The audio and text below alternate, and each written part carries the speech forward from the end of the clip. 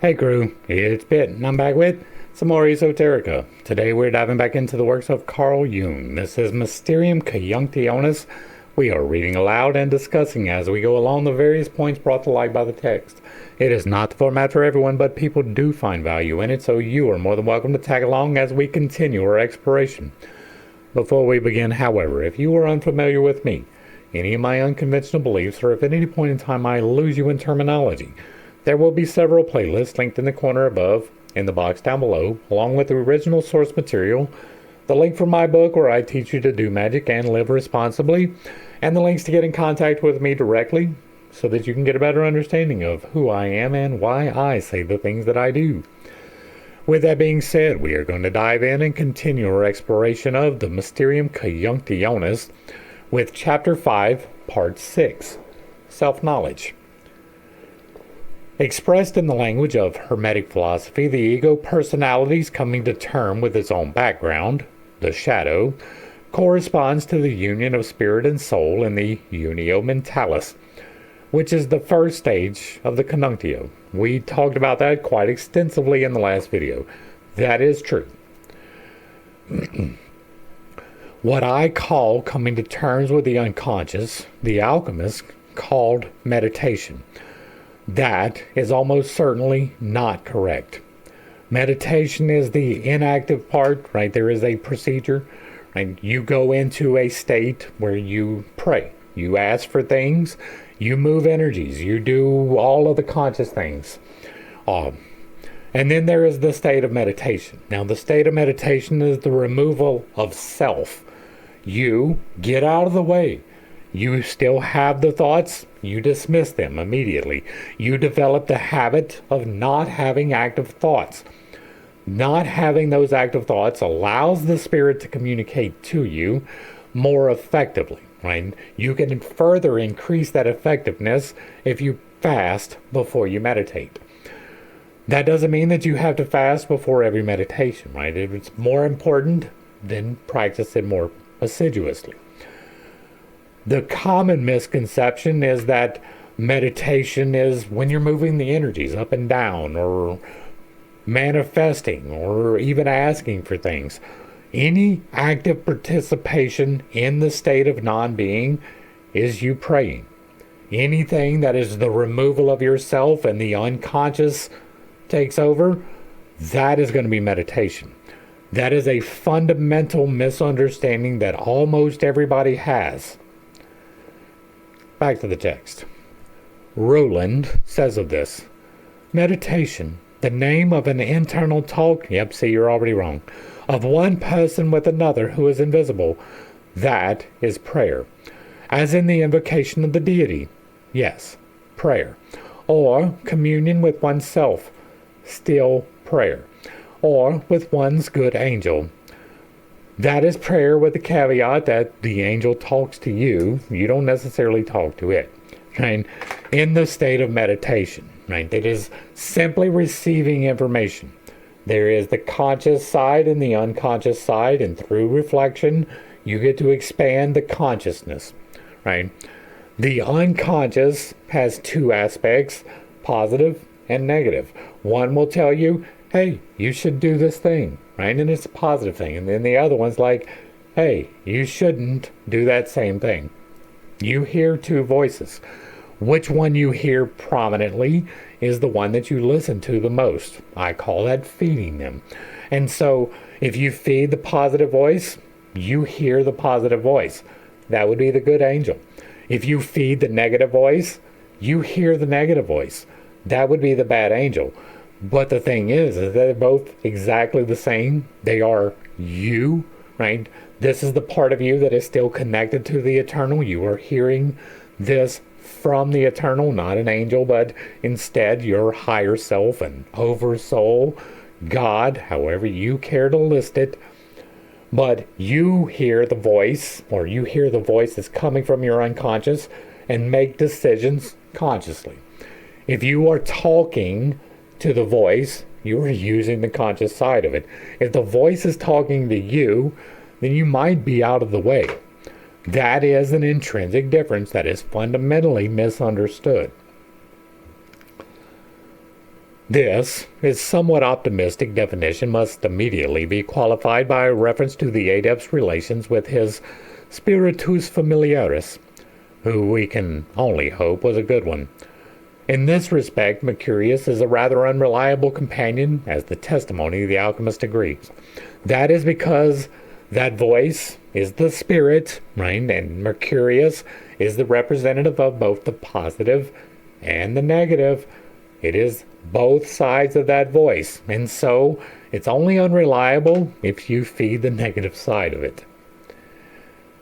And like we have an example in history of someone using it correctly. Now, the argument can be made at the end whether it was correct or not, but Socrates, his demon was not a physical demon. It was a voice that told him to take an action or not to take an action, right?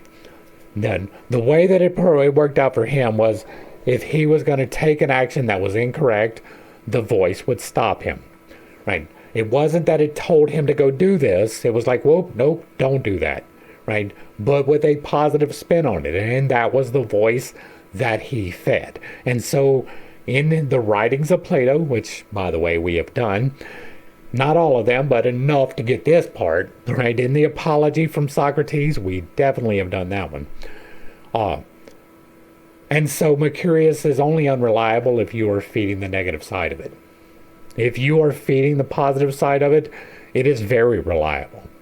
That is not infallible, right? That is different, but very reliable. It is correct most of the time. But you have to learn to differentiate between the positive and negative voice. That is an internal reflection thing.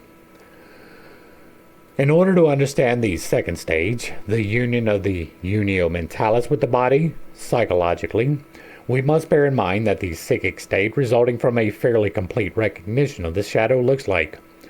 The shadow, as we know, usually presents a fundamental contrast to the conscious personality. This contrast is the prerequisite for the difference of potential from which psychic energy arises. Without it, the necessary tension would be lacking. Where considerable psychic energy is at work, we must expect a corresponding tension and inner opposition. The opposites are necessarily of a characterological nature. The existence of a positive virtue implies victory over its opposite, the corresponding vice. Well, yes, kind of, right? We talk quite often, and in this book you will find there are virtues and vices. They are represented by these 7 balls right here in the middle. You have lust and wrath. You have love and wrath, lust and chastity, gluttony and denial, greed and charity, pride and humility, sloth and diligence, hope and despair. Those are the virtues and the vices, and each one of them has its place. There is a time to be mad. There is a time for sexual union. There is a time for the overconsumption of the mortal coil. There is a time for all of the vices. And so victory means that you are using it correctly, right? The existence of a positive virtue implies victory over its opposite. Is a balancing between those, right? You are meant to have sexual relations, but not with everyone. The balancing of your sexual energy in this particular thing is to use the vice, having sex, in a positive manner, in a sacred union. That would be the balance, a sacred union. There is a balance between all of the virtues and all of the vices. And the victory is not that you are denying the vices completely. It is that you are using the vices appropriately. Without its counterpart, virtue would be pale, ineffective, and unreal, and toxic. It is completely toxic to deny sexual activity. It is completely toxic to deny your ability to get mad. It is completely toxic to deny yourself any pride. It is completely toxic to deny yourself entirely any of the vices. Without its counterpart, existence would be pale, ineffective, and unreal. You need both. The extreme opposition of the shadow to consciousness is mitigated by complementary and compensatory processes in the unconscious. Their impact on consciousness finally produces the uniting symbols. Confrontation with the shadow produces at first a dead balance, a standstill that hampers moral decisions and makes convictions ineffective or even impossible. Everything becomes doubtful, which is why the alchemists called this stage negretto, tenebrositias, chaos, melancholia. It is right that the magnum opus should begin at this point, for it is indeed a well-nigh unanswerable question how one is to confront reality in this torn and divided state. Openly, honestly, forthrightly. Right? Producing a dead balance is probably a misnomer. Right? When you begin shadow work, which we talk about quite extensively, it's going to be difficult. Right? We talked about how you will have parts that you do not want to identify with yourself. There will be things that you absolutely do not want to accept about yourself. Until you get to the point where you can accept them things about yourself, you're not making any progress.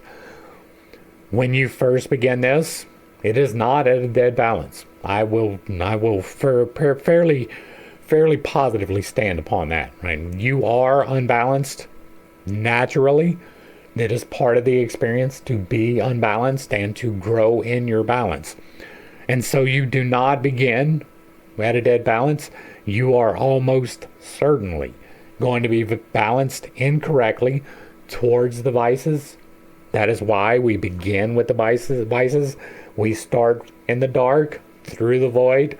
We pull up the generative, nurturative energies, and we examine every step along the way all of the bad things about ourselves. Right? Most of that is going to be something that you're going to want to resist. You are not going to want to express these things, whether it is only to yourself or if it is to someone else. You will naturally resist that. That is not a dead balance. That is an overbalance towards the vices.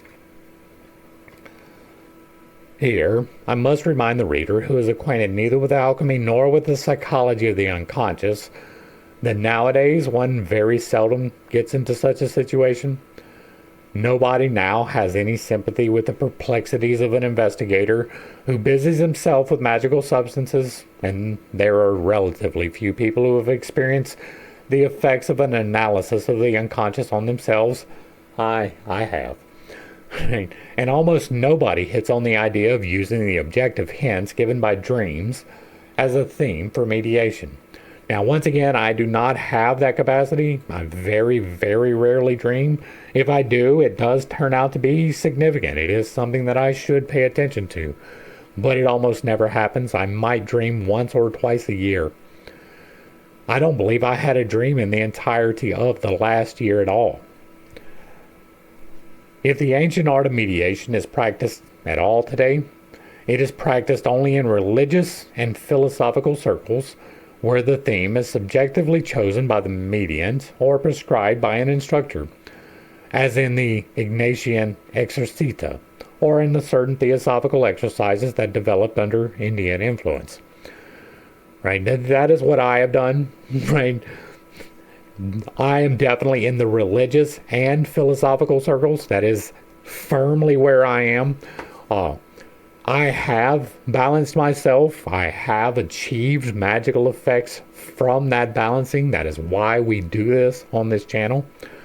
But for me, it was chosen, right? It was something that I voluntarily participated in for myself. I had no instructor, right? There were various really bad references that I got my start from, but most of them did not do it correctly. Right, then that definitely does include theosophy. These methods are of value only for increasing concentration and consolidating consciousness, but have no significance as regards affecting a synthesis of the personality. Yeah, right. The reason I wrote this book, the reason that this book exists is because there was not a good reference for this, right? Chapter 3 and 4 in this deal with you figuring out your personality. It is you figuring out how you receive information, how you process that information, and how you give that back, with the understanding that that will help you to achieve this. It is, in my estimation, an intrinsic part of the full understanding. Now, that doesn't mean that you necessarily have to go through with the letter designations, right? I am an INFJ. The important part of that is that I focus on ideas, that I do that primarily for myself, and that it is sorting through the old ideas. Not necessarily searching for a new one, but finding the most effective out of all the old ones, synthesizing them even into something different. That is part of the intrinsic understanding of myself. It is different for other people. Some people focus on things. Some people do it for other people. Understanding those motivations can play a significant part in the understanding of the shadow work, right? My motivations are for me. That is a hard thing for a lot of people to accept, right? That is defined as self, right? Not necessarily selfish, but I do things primarily for me, and then I share them with the tribe. My wife is the opposite. She does things for others, and then she takes her pleasure from that after. That is different ways of looking at things. That is different entirely. We have different things in our shadow to work on. Mine is greed.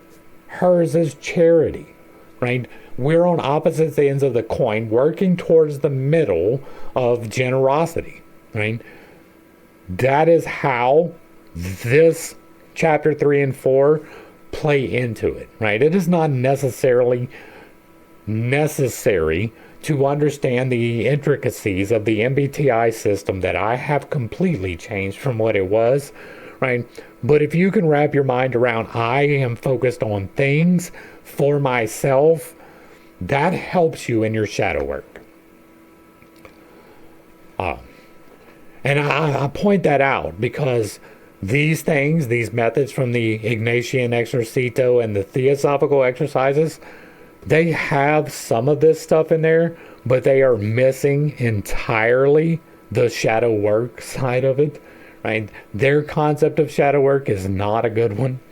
It does not get you where you need to go. All right. On the contrary, their purpose is to shield consciousness from the unconscious and to suppress it. I do not disagree with that. That is one of the reasons why I am not a theosophist.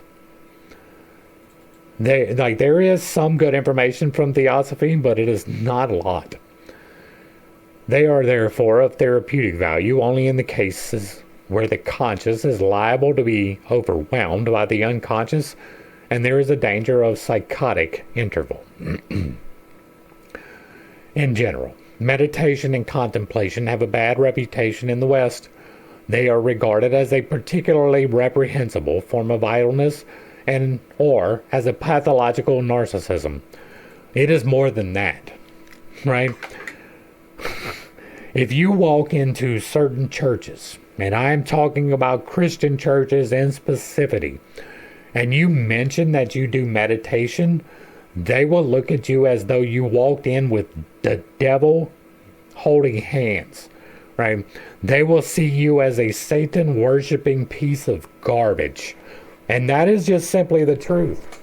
Even though Jesus himself told you to meditate, Jesus himself, right? Whenever they got to the casting out of the demons that were legion, which is probably taken from the legend of Circe. But when he got to that, and they're like, we don't have any effectiveness with this. And he's like, oh, well, that's because this one only comes about through what? Fasting and meditation. Right? Jesus told you quite plainly that this is part of the process. Right? Not that you pray to God, but that you meditate. There is something there. Right? Now, once again, I will point out that the Bible is not the truth, but it does contain some truths. Some of the allegories work, some of them don't, right? Give away all that you own, that's a bad analogy. Like, did I understand what he was trying to say? It was not portrayed correctly in the analogy that was given, right? You shouldn't love things to the point where you cannot give them up. But what was said in that text was you have to give away everything, right? You don't. You are meant to have things. Anybody telling you to give away everything is almost certainly leading you down the wrong path. They may have the best intentions. That does not change anything. Oh. And so it is not only just looked at as idleness, right? I meditate. Oh, you're just lazy, right? That's not it. You walk into these churches and you say that you do meditation. They think that you are evil. They think that you need an exorcism. They think that meditation is an intrinsically evil thing. And it's not. It's quite literally doing nothing. It is quite literally just sitting there, quiet, waiting for God to talk to you. That's what meditation is. It is not you asking for anything. It is not moving any energies. It is not actively participating in anything. It is simply sitting and listening for the voice. That's all it is. There is nothing evil in it. There is nothing narcissistic about it. But people will look at it that way. Back to the text. No one has time for self-knowledge or believes that it could serve any sensible purpose. I think that they are just scared of it. Right? The process is not without pain. You will cry. You will laugh. You will experience all the emotions. You are meant to. Also, one knows in advance that it is not worth the trouble to know oneself, for any fool can know what he is. That is not true at all. That is absolutely not true. Not any fool can know what he is. As a matter of fact, if you are aligned with foolishness, you almost certainly do not know what you are. If you are overly gregarious, you are compensating for something. There is some shadow work that you need to do. You do not know yourself. That is a truth. That doesn't mean that you can't be boisterous on occasion, right? But if you are always go, you're hiding something. And I'm unequivocal, right? You are. If you are always quiet, exact same thing, right? Exact same thing. You don't know yourself. If you are the class clown, most emphatically, you are having problems. Most emphatically, if you are the one that is constantly acting out, you're hiding something. You don't know yourself at all. You have no idea who you truly are. You only know this performative aspect that you put on for everyone. You haven't done the shadow work, or else you would not act in that way. Not to say that there is not a time for jokes, but if your entire consciousness is ate up with nothing but jokes, you're doing something wrong. We believe exclusively in doing and do not ask about the doer, who is judged only by achievements that have collective value. The general public seems to have taken cognizance of the existence of the unconscious psyche more than the so-called experts. But still, nobody has drawn any conclusions from the fact that Western man confronts himself as a stranger, and that self-knowledge is one of the most difficult and exacting of the arts. And that is true because it requires a degree of honesty that most people are simply unwilling to go through, right? I guess I was lucky because I grew up with such a shitty background. I was aligned so far towards the shadow that it was easy for me to identify. And I didn't necessarily have the self-guilt that would be attached to it, right? I used to hurt people for fun and profit. That is something that I do not hide. I used to be a very violent person. I got a lot of fun from it, right? That was me out of balance. That was something that I had to admit to myself, that I enjoyed it, right? That makes me a monster. It does. I enjoyed it to such a degree that it defined me as a monster. But I don't anymore, right? I really don't. I do not enjoy violence. I don't watch boxing or UFC. I don't enjoy it. I understand why other people do. They haven't done their work. But it took a while for me to get to the point where I could understand that, yes, I was a monster too. But because I could acknowledge that I was a monster, I was able to overcome those urges. I don't have the urge for violence. It is very rare these days that I'm like, I'm going to kick your ass. It used to be the go-to response.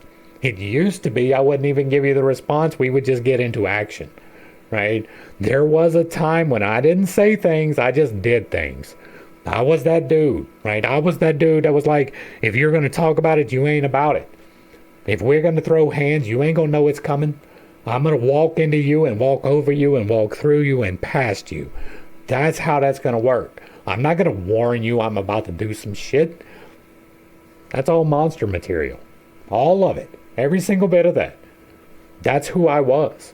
I had to admit that to myself. I had to accept that about myself. And most people are not willing to do that. Right? The problem with the Nazi situation, everybody's like, well, how could these people go to work and gas the Jews? Because they refused to accept that that was an evil act. They refused to do the self-reflection, the internal stuff. They refused to do it. They could not see that they were the monster. It's the same thing with most people. It's true with you. You're a monster about something, right? Mine was easy to identify. And I am willing to admit that, right? I was willing to admit that to myself. I am willing to admit that to other people. Like, not everybody is. Even if you have done the shadow work, you may not be at the point where you can admit to another person, I had these terrible desires.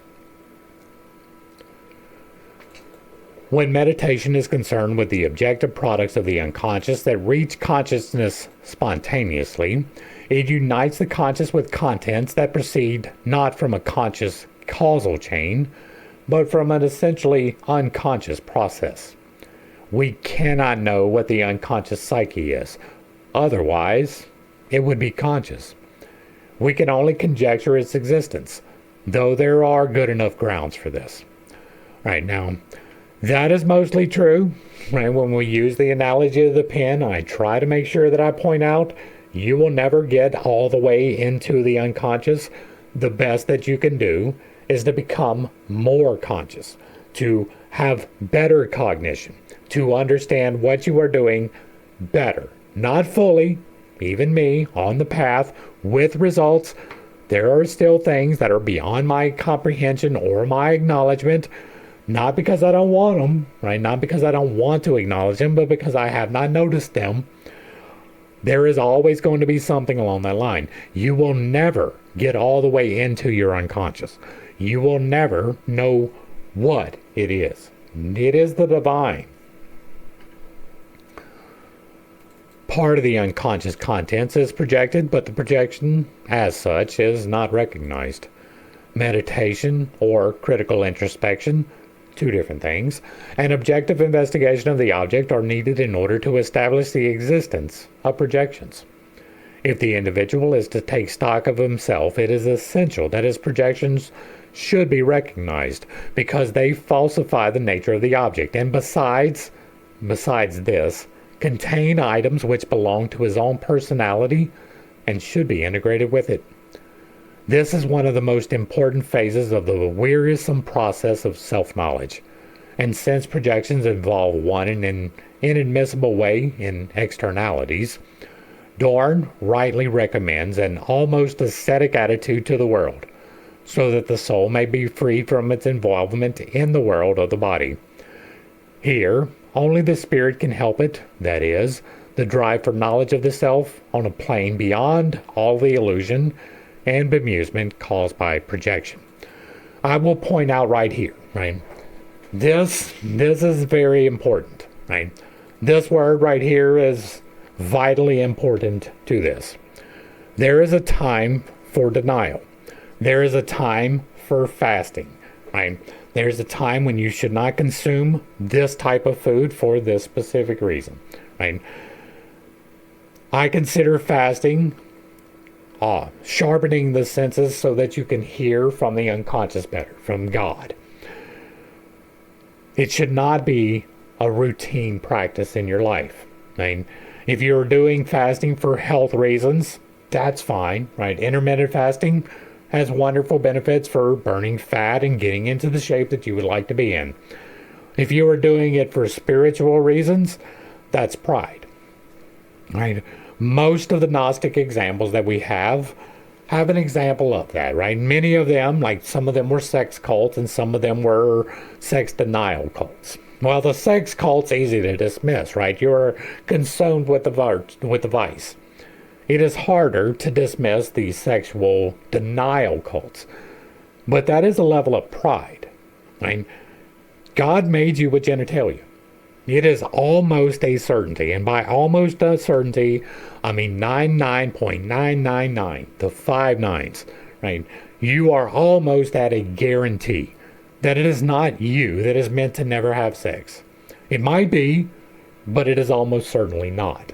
It is a vanishingly small percentage of the population who is called to never have sex. Most people are called to be in a sexual relationship with one person in sacred union. Some people, it is multiples. Again, vanishingly small percentages. The ascetic attitude is, well, I'm denying sex, therefore I'm better than you. Well, that is pride. That is, my actions make me better than you. That's not the point of fasting. The point of fasting is to sharpen your senses so that you can better receive the information, whether that is fasting from sexual activities or the consumption of things, right? There are other forms of fasting as well. You can fast in your pride and your humility. It's a little bit harder to define that, but it's possible. Now, this is an almost ascetic attitude, and that's fine. There's nothing wrong with that, because that is, if I need to deny myself whatever it is, then I can do so, right? That is almost ascetic. Whereas ascetic is, I am better than you because I only eat bread. That is definitely a thing that these people thought. God made you with teeth to cut meat. He made you with the ability to be able to digest meat. You're meant to eat meat. He made you able to eat sugar. You're meant to have sugar. Both carnivores and vegans are both incorrect. That is pride. I am better than you because I don't eat meat. I am better than you because I don't eat sugar. That is pride. Now, this is an expression of pride. Almost every single ascetic community has that exact same problem. The Catholic Church is slap-ass ate up with it. Like slap-ass ate up with it. All these priests that can't get married, that is a complete misbalance across the entire organization. Right? That is a prideful attitude, 100%. But, I mean, you cannot help but understand that there's a lot of pride involved with the Catholic Church. So, and also, your soul does not need to be freed from its involvement in the world of the body. It does, however, at times need to deny that, right? Fasting from specific things for specific reasons is denying yourself involvement in the world for a particular amount of time. Your soul, however, does not need to be freed. God placed it in this vessel with intentionality for you to have the experience of this life. This experience of this life is intricately involved with you being involved with the world. There is no part of separation except in times of fasting, right? You can fast by going into hermit mode, fasting from the attentions and affections of other people, right? You can fast in small doses for specific purposes with no problem. But once you start believing that that makes you a more spiritual person, you're operating from pride. You might want to check on that. Here, only the spirit can help it. That is, the drive for knowledge of the self on a plane beyond all the illusion and bemusement caused by projection. And that is mostly true. The unio mentalis, then, in psychological as well as in alchemical language, means knowledge of oneself.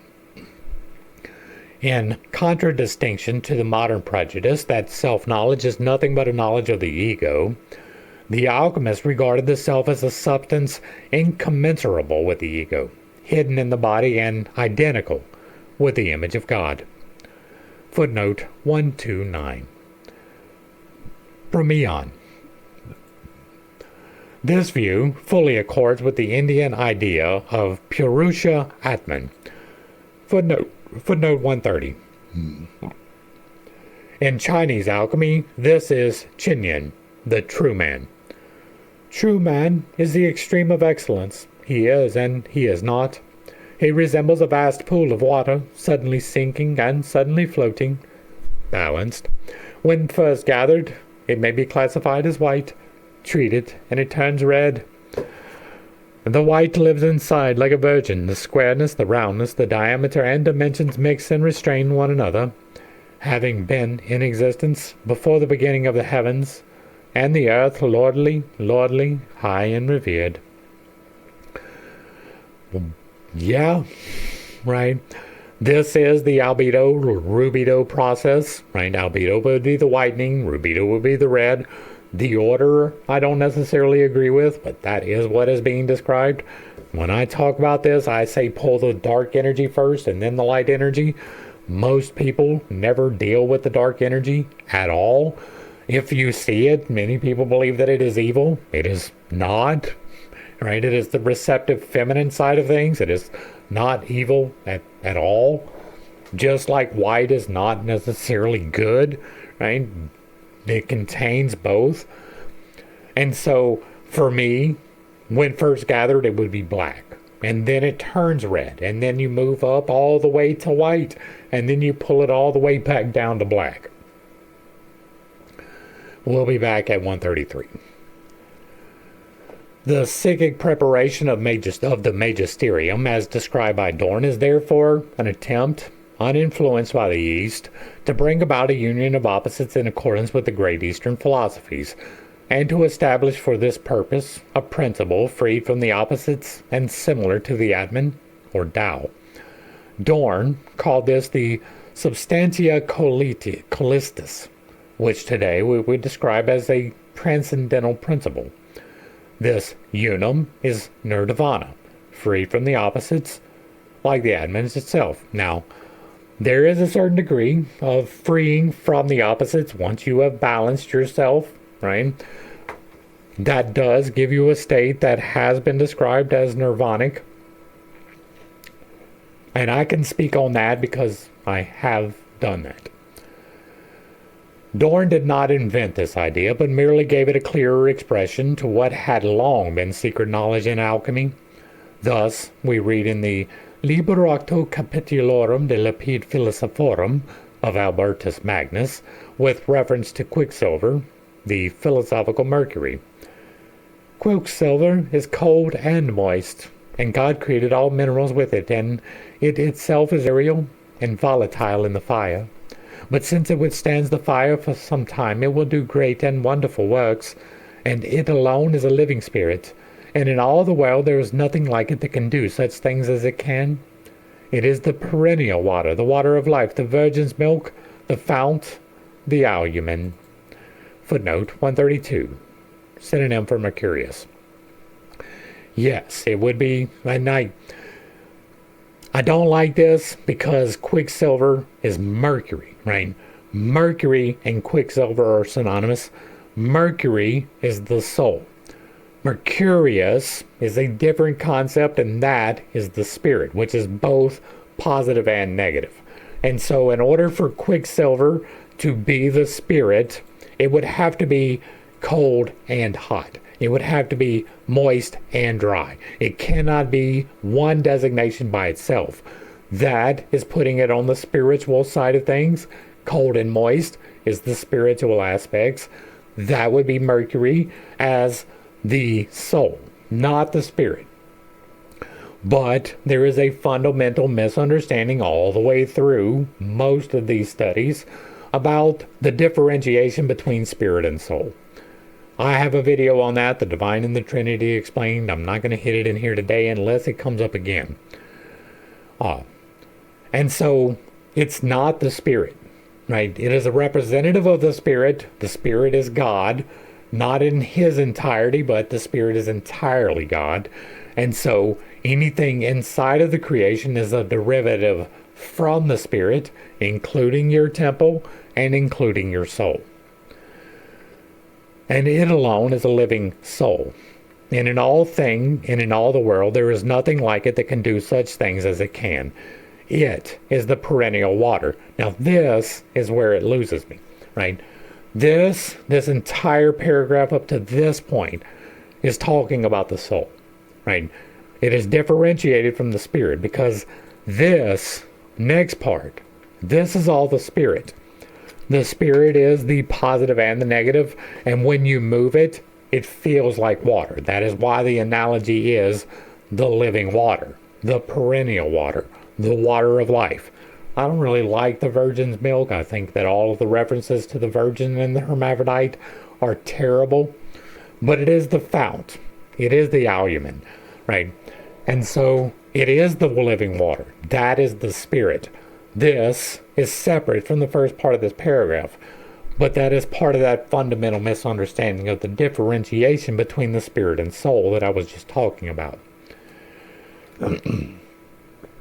It is the perennial water, and whoever drinks of it shall not perish. And right now, that is another thing, right? Your soul is already eternal. There is no redemption to eternality. The soul is already eternal.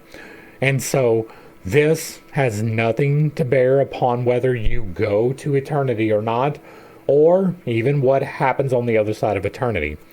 This is entirely for now, but it is not for a permanent now, right? It gives you a better understanding of the then, but you are not meant to live forever at all.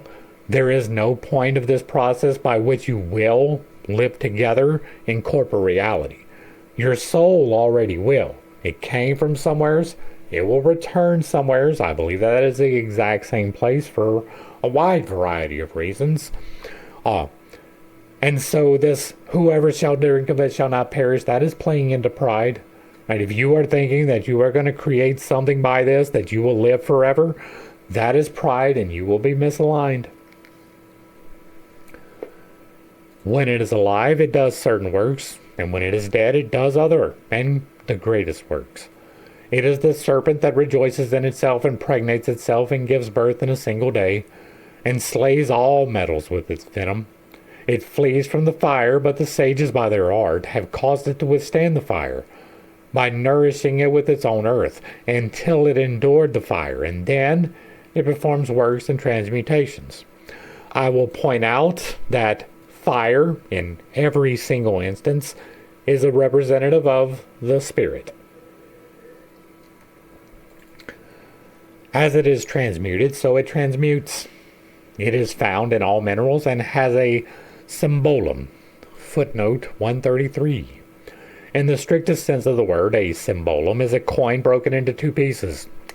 Hey, we've got that one down, right? We talk about the coin all the time. So that the halves tally.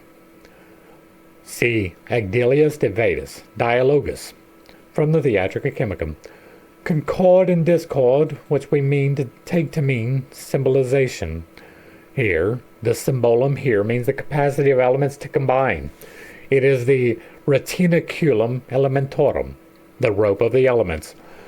I will once again point out this video that I'm going to try not to express, right? It takes too much time to go through it every time, but the divine and the Trinity, exactly this.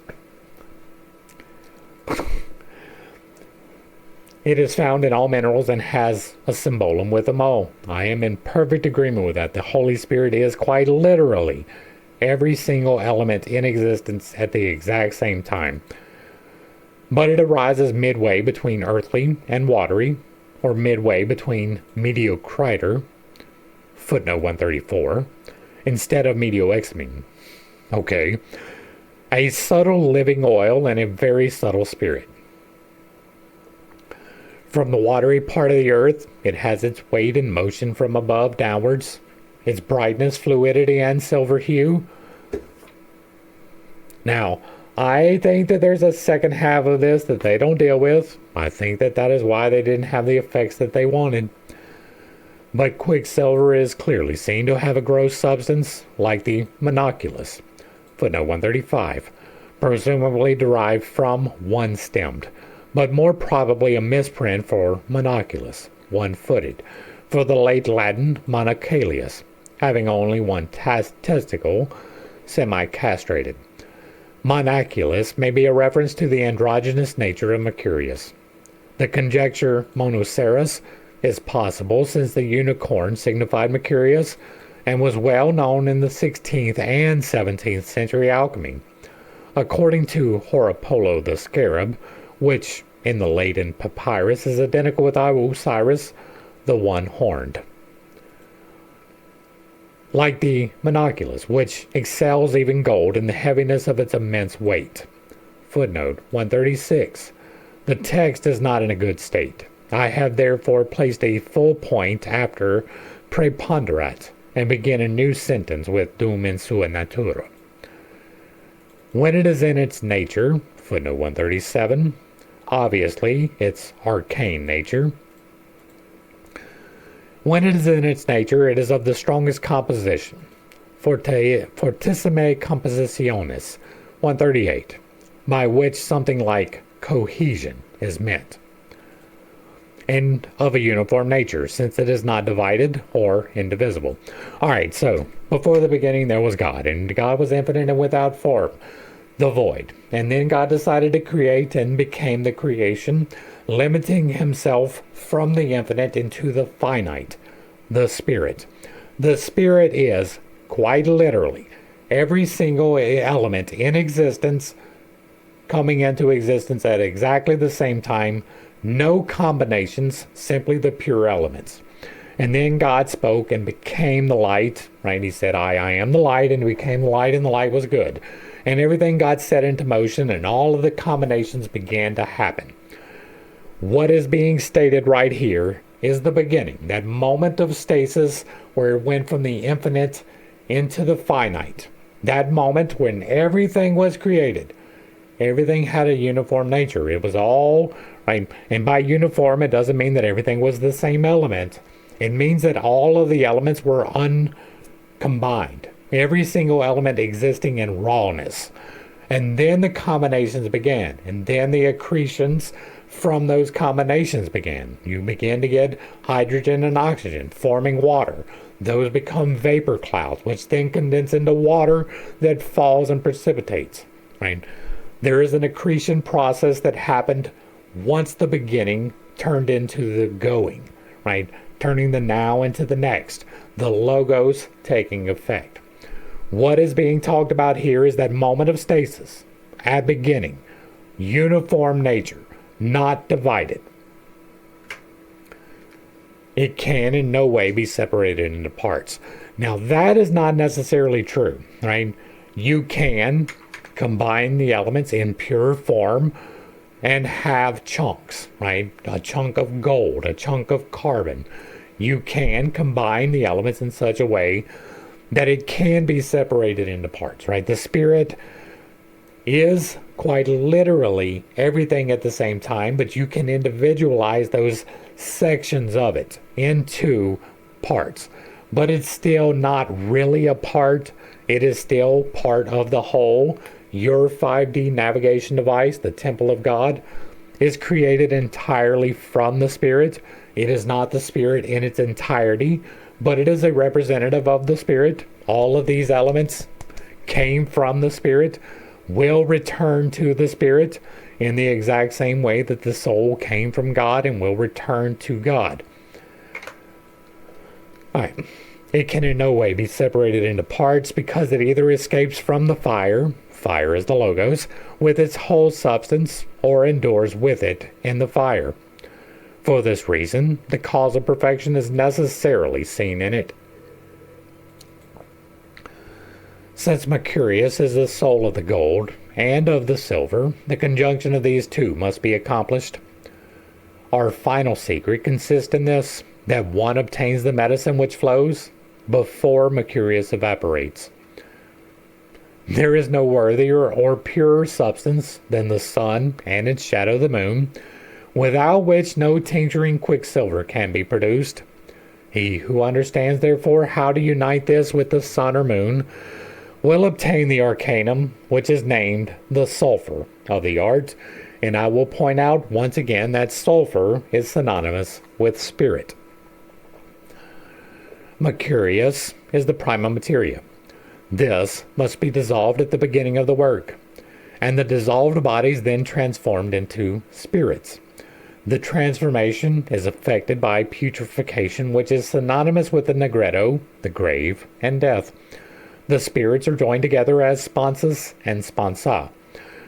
Once again, I will point out, putrefaction here is shadow work, right? The transformation is affected by shadow work, which is synonymous with the negretto, the grave and death. It is working through the things that make you who you are. Mercurius is the Holy Spirit and therefore is the prima materia. It works both the masculine and the feminine, the positive and the negative. This must be dissolved at the beginning of the work. That's a little bit not expressed correctly, right? I understand what is being said here, right? This is you dissolving you into the one so that you can come to the understanding of the one. That is something that we do talk about quite a lot. It is part of the shadow work as well.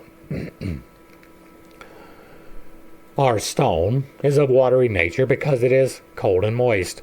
For such a disposition of the body is considered obvious or manifest. But breath is the middle, media, disposition whereby depth is attained. This is the medium between depth and breadth, as between two extremes or opposites. Depth and breadth would not be opposites, right? Depth is this, or depth is this way, breadth is this way. That is a cross. There is definitely a use for the cross, right? There's a cross between religion, right? And I don't know that we've expressed this one yet. Let me get in. I'm going to write it down for you right now. If we draw the cross, right? Can you see it? There's the cross. And if you look at it as, right, there is God at the top, and there is the self at the bottom, right? You can see that, God and the self. And then there is another axis, right? The other axis of that is who do you owe who is there, right? This axis is there a penalty, right? It's either yes or no. Either you pay a penalty or you do not, right? So it is a yes or no question.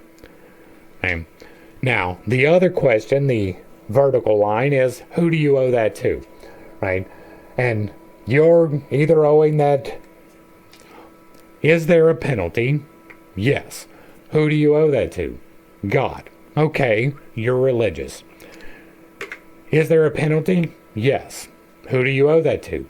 Yourself. Okay, you're a humanist. Is there a penalty?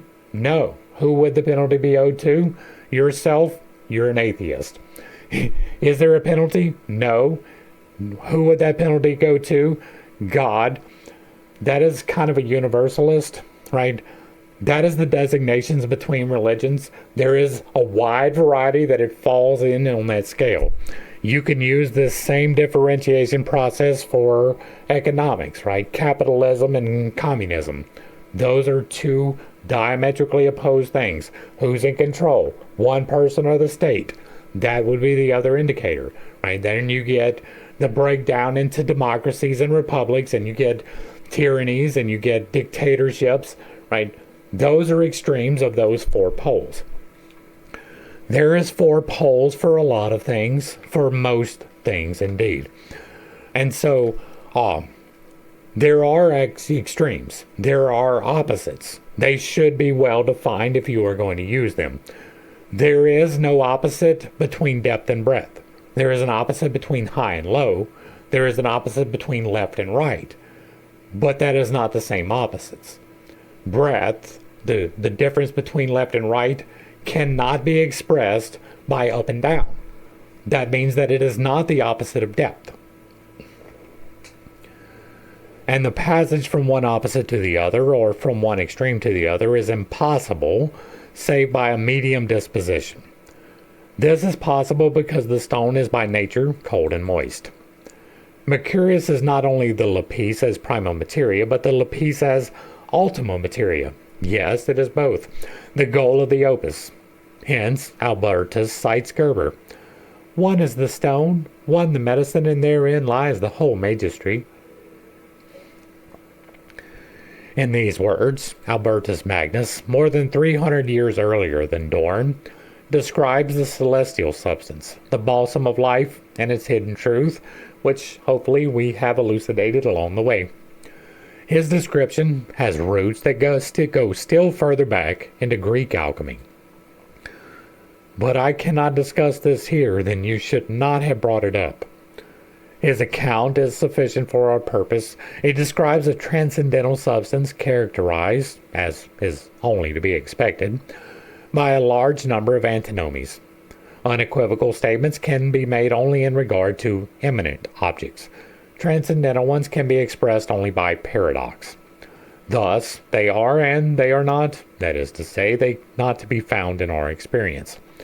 Even the physicist is compelled by experience to make antinomian statements when he wants to give a concrete description of transcendental facts, such as the nature of light or the smallest particles of matter, which he represents both as corpuscles and as waves. That is, a particle and a wave. It is both. In the same way, and I am well aware of the observation of fact. There is problems with that. In the same way, the quicksilver is a material substance and at the same time a living spirit, whose nature can be expressed by all manner of symbolic synonyms. Though only, it is true, when it is made fire resistant by artificial means. The quicksilver is a substance and yet not a substance, since as a natural element, it does not resist fire and can do this only through the secret of art. Quicksilver is actually a substance. Mercury is an element. The fact that it does not resist fire does not change that. It just simply becomes a gaseous element at high temperatures. Much like water. Water separates. It was never an element to begin with, I guess, but bad analogy. But if you heat it up, it vaporizes. That doesn't change the fundamental fact that it still is mercury.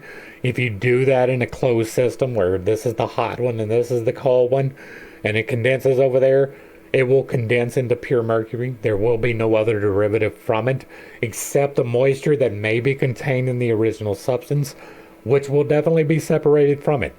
And so this was a fundamental not understanding about the elements, but this was right when we first got the electron the electron microscope. I don't know why I was saying magnoscope, but the electron microscope. And so once we had that, we came to the understanding of the fundamental elements in a better way. That's when we were able to define the periodic table of the elements. At this point, it was still very much in the land of conjecture. It does not resist fire and can do this only through the secret of art, thereby turning into a magical substance so wonderful that there is no prospect of our ever coming across it in reality. You can. It just takes work and intentionality. This clearly means that quicksilver is the symbol for a transcendental ideal which is alleged to become manifest in it when the art has made it capable of resisting fire. It is also assumed that this occult quality is at least potentially present in Mercurius, since he is the primum material of all metals and is found in all minerals. He is not only the initial material of the process, but also its end product, the lapis philosophorum. Thus, he is at the outset a significant exception among the metals and chemical elements. He is the primordial matter from which God created all material things. Complete agreement with that. The change which the artifacts proposes to induce in it consists, among other things, in giving it immense weight and indivisible wholeness. This strange statement assumes another aspect when we compare it with the modern view that matter consists of extraordinarily, indeed immensely, heavy elemental corpuscles, which in a certain sense are of uniform nature and apparently indivisible. I will point out again that we did indeed shortly after this get the periodic table of elements, and many of those are heavy metals. They are the bricks nature builds with, and they therefore contain everything that nature contains. so that each of them represents the whole of the universe. Every single one of the elements is a different frequency, right? I've got it written on the board back here, musical notes, frequencies for the various musical notes. It is not the entire frequency range. I have represented here the visible spectrum represented. It is not necessarily all of it, but it is a good representative of all of it. Right. These are different expressions of the elements. Now, that can be a little bit confusing, but if you take, for instance, copper, right? Copper is a pure element. If you take the pure element of copper and you heat it up in a fire and vaporize it, it emits green, right? The frequency of copper is a lesser understanding of the frequency of green. That is true for every single element. No exceptions.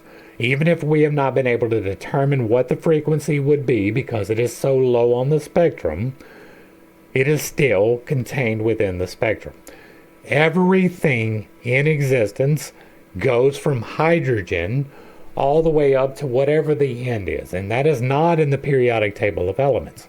Where the periodic table of elements ends, we receive a new wavelength. That new wavelength is sound. The next step past sound, when we get to the end of the range of sound, then we get to the range of visible spectrum. There may be other ranges, right? There may be energetic distributions that we are unaware of, almost as if there was an ultraviolet, for instance. Everything is quite literally an expression of a wavelength. The expression of hydrogen's wavelength is 1. The expression of helium's wavelength is 2. The expression of carbon's wavelength is 16. There is knowledge there if you wish to extract it. From this point of view, it almost seems as if Albertus Magnus had anticipated one of the greatest physical discoveries of our time. This, of course, would be to recognize only the physical truth of his intuition, but not the symbolic implications which were bound up with it in the medieval mind. If we have hazarded a parallel between Albertus's views and the discontinuity of protons and energy quanta, we are obliged to accept another parallel in regard to the symbolical statements. And I make that exact same hazard, right? What I talk about in here is quite literally this statement. There is a direct parallel between protons and energy quanta and the things we are discussing. A direct parallel. These, as we have seen from Dorn, Supra, Section 3, refer to the psychological aspect of Mercurius. In order to avoid needless repetition, I must here refer my reader to my earlier investigations of Mercurius and the symbols of the self in alchemy. See all of the chapters, right, the various sections that we did. I believe it was Section 3 was sulfur. Anyone who knows the extraordinary importance of the concept of psychic wholeness in the practical as well as the theoretical psychology of the unconscious will not be surprised to learn that the Hermetic philosophy gave this idea, in the form of the Lapis Philosophorum, preeminence over all the other concepts and symbols. Dorn in particular made this abundantly and unequivocally clear, in which respect he has the authority of the oldest sources. I don't necessarily consider that authority. It doesn't matter how long it has been written. If it doesn't make sense, I will deny it.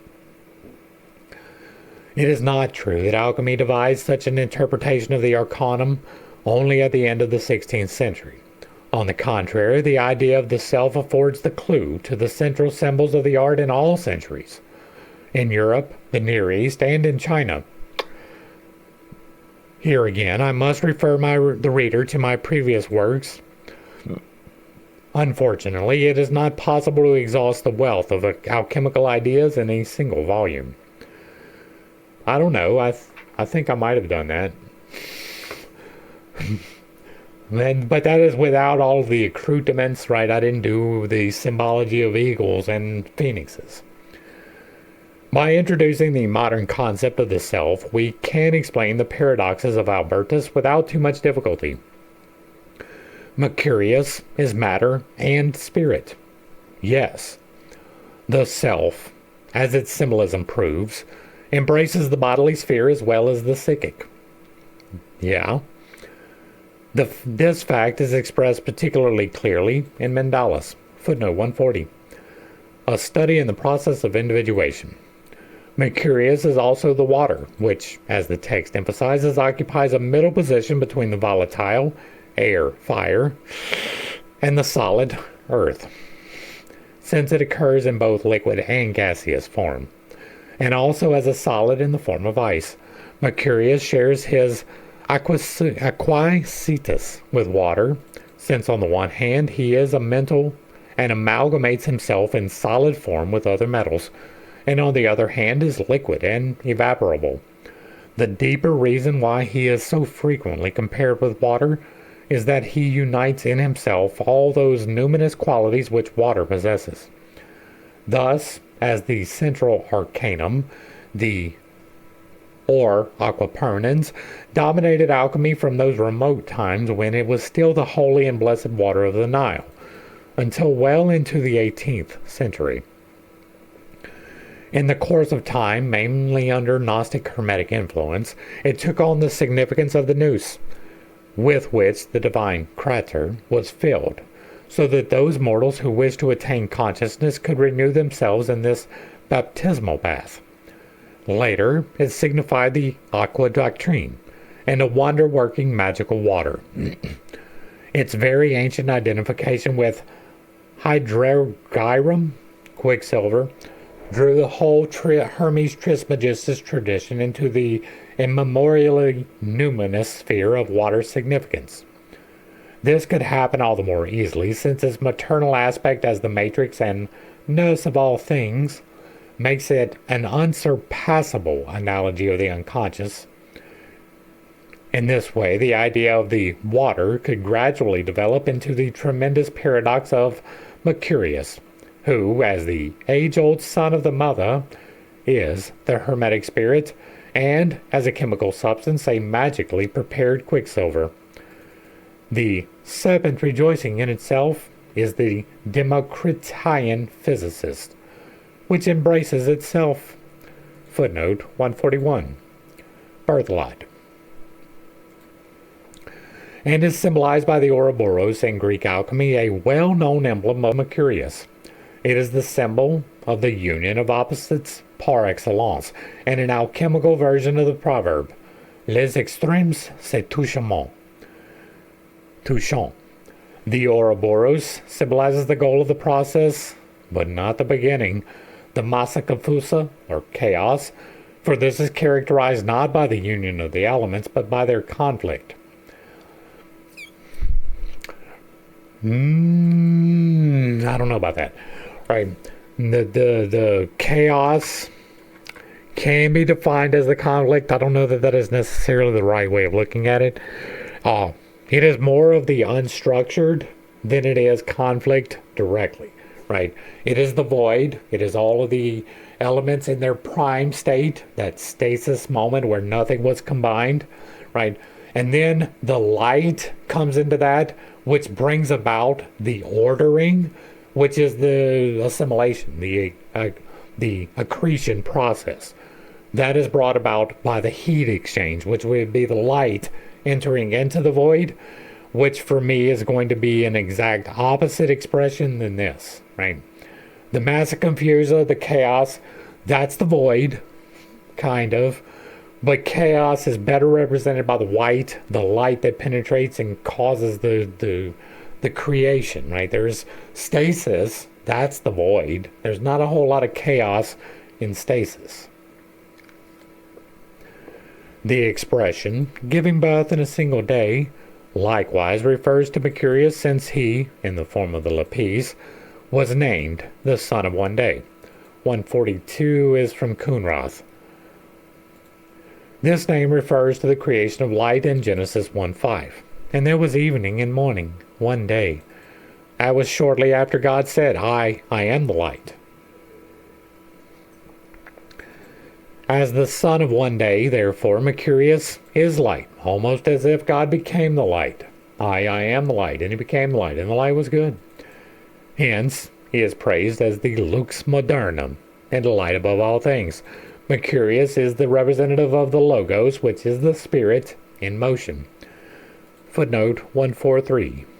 For instance, in Mylius, and I illume all luminaries with my light.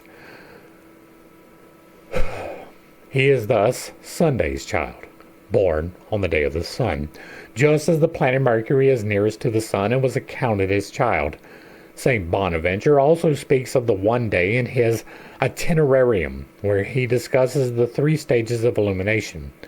The first stage consists in giving up the bodily and temporal in order to attain the first principle, which is spiritual and eternal and above us. We must enter into our mind, which is the eternal spiritual image of God within us, and this is to enter into the truth of the Lord. We must pass beyond ourselves to the eternal and preeminently spiritual, and to that which is above us. This is the threefold illumination of the one day. I am not in disagreement with that. What was the footnote on that? 144. The Franciscan vision for one day in Epiphanius. See Supra. The one day is the day on which light appeared over the darkness. I cite this passage not only for that reason, but as a parallel to the 3 stages of conjunction in Dorn, which obviously originated in the exercises for spiritual contemplation in the early Middle Ages. Actually, he probably derived that from the Hindu beliefs. The parallel is clearly discernible. First, the turning away from the world of sense, then the turning towards the inner world of the mind and the hidden celestial substance, the image of and truth of God, and finally the contemplation of the transcendental, unus mundus, the potential world outside time, of which we shall have more to say below. But first, we examine more closely Albertus's statements on the nature of the quicksilver. And I do not disagree with any of that. Right? The middle position ascribed to Mercurius provokes Albertus to a remarkable reflection. It seems to him that the concept of breadth, latitudo, expresses the middle disposition whereby depth can be attained. This disposition is the medium between depth and breadth. That would be the middle of the cross, not necessarily up or down. As between 2 extremes or opposites, contraria. The idea at the back of his mind is obviously that of a cross, for height is the complement of depth. Thank you, finally. 145. See Ephesians. What? So that you may be able to comprehend what is the breadth and length and height and depth. That is not a good reference. This would indicate the quaternity, a symbol of Mercurius Quadratus, who in the form of the lapis consists of the 4 elements. 146. The alchemical sign for the 4 elements is a cross. He thus forms the midpoint of the cosmic quaternity and represents the quinta essentia, the oneness and essence of the physical world. An example, the anima mundi. As I have shown elsewhere, this symbol corresponds to the modern representations of the self. And that is going to bring us to the end of part 6. Hopefully I brought a little bit of enlightenment and not too much confusion to a series of somewhat difficult concepts. I understand, I hold some unconventional beliefs, and I do have a tendency to step on toes when I relay those. It is not intentional, but I do not apologize for it. We're really getting to the culmination of the work, right? He really brought it together very well for someone who did not achieve it himself. He really did, right? This entire last half of this, I didn't have to stop a whole lot simply because I didn't disagree, right? It was stated fairly well enough to be recognizable in the terms that we've already defined. The only problems that I really had was with definitions, right? Soul and spirit not represented correctly. Some of the other things, like when I was pointing out the cross, he got to it. I wasn't sure that he was going to, but there was a reason why I was doing that, because that is an important understanding, right? The conjunction of the opposites require them to actually be opposites. Wisdom and intelligence are not opposites. That is why the tree of life in the Kabbalah cannot work, right? They're not opposites. They're a function of the same thing, right? But they're not opposites. Intelligence is getting the information. Wisdom is being able to use the information that you got. That's not an opposite. They are not oppositional.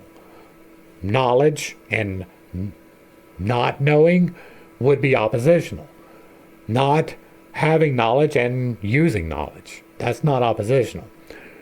Therefore, there is a fundamental problem with that, right?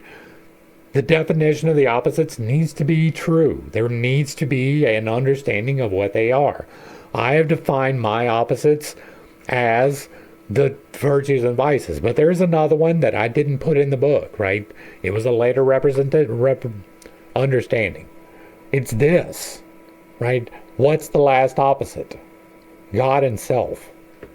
That is God, the divine, the spiritual half, the self, the body, the earthly half, brought into conjunction through the base of the heart, right? The middle, not the base, the stone of the heart.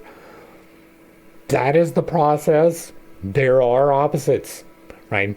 Now, self and divine are not necessarily opposites. You are an expression of the divine, but you are the conscious expression of the divine, whereas the other part of that is the unconscious divine inspiration side of it.